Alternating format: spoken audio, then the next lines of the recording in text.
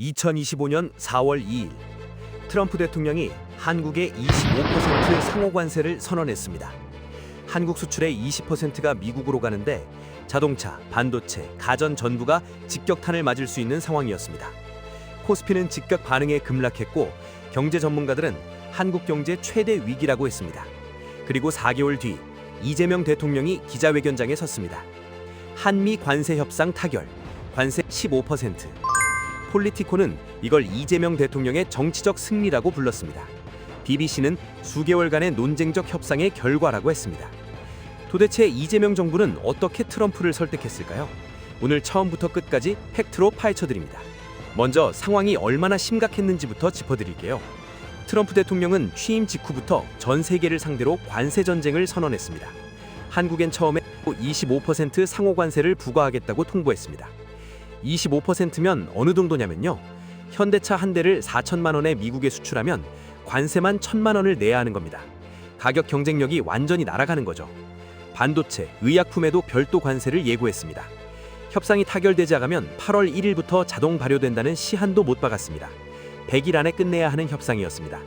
이 상황에서 이재명 정부가 꺼낸 카드가 무엇이었는지 지금부터 보여드리겠습니다. 이재명 정부가 협상 테이블에 올린 카드는 크게 3가지였습니다. 첫 번째 카드, 마스가 프로젝트, MASGA, Make American Shipbuilding Great Again, 미국 조선업을 다시 살리겠다는 프로젝트인데요. 한국이 1,500억 달러, 우리 돈으로 약 220조 원을 미국 조선업에 투자하는 겁니다.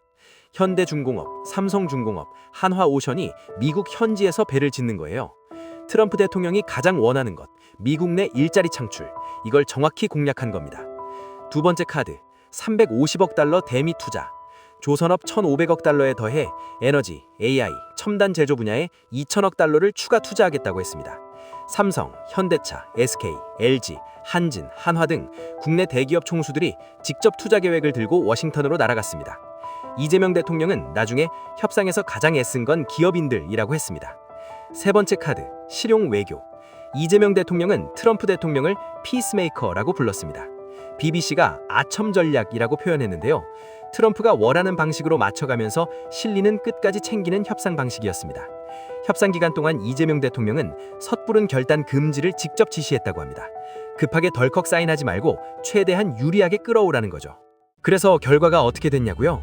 관세 25%, 15%로 낮췄습니다. 자동차 부품, 반도체, 의약품 전 분야에서 최대 관세를 15%로 묶어냈습니다. 그럼 이게 잘한 협상이냐 아니냐 비교해드리겠습니다. 일본은 15%를 받는 대신 약 760조 원을 약속했습니다.